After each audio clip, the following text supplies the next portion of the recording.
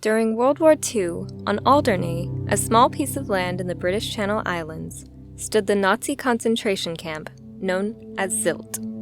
It is the only known Nazi concentration camp to ever stand on British soil. According to National Geographic, the camp's history has not been scientifically examined in the last 75 years since the end of the Second World War. But a recent group of archaeologists have changed that. In a new study published in the journal Antiquity, researchers revealed how the Sylt Nazi camp changed over time, going from housing a few hundred prisoners to becoming a full-fledged concentration camp holding 1,000 detainees.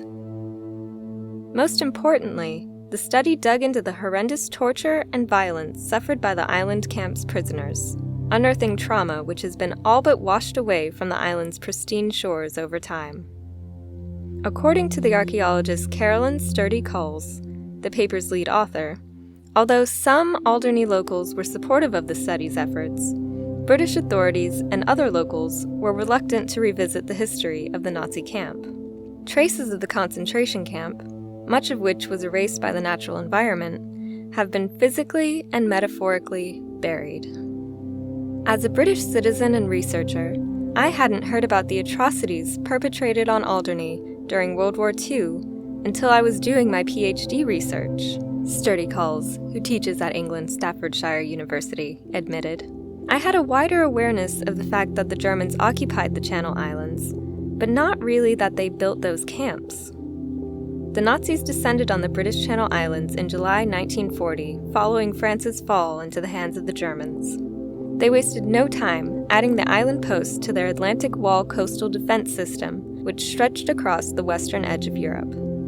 The Nazis set up slave labor camps, like Sylt, to build up fortifications on the island. The study of the Sylt concentration camp began in 2010. Among their most bizarre discoveries was an underground tunnel at the campsite that led to the commandant's house. The tunnel appeared to have been used often, and researchers theorized that it may have been used to transport women to be taken to a brothel within the villa.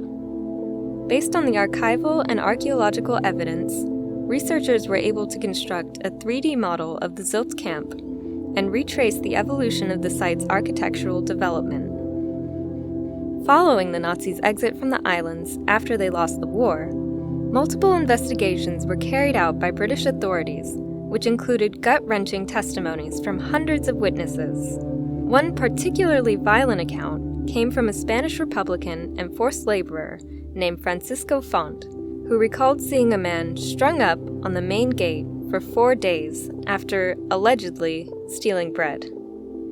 Others spoke of similar beatings, dog attacks, and shootings. When a prisoner died, witnesses said that the camp doctor was often ordered to sign pre-printed death certificates, usually with the cause of death as faulty circulation or heart failure, without ever examining the body. There is still a small group of people who want to put the past behind them and continue without looking into it too much, said Graham McKinley, a legislator with the States of Alderney, of the new study. I believe we should be doing a lot more to show the world what actually happened here.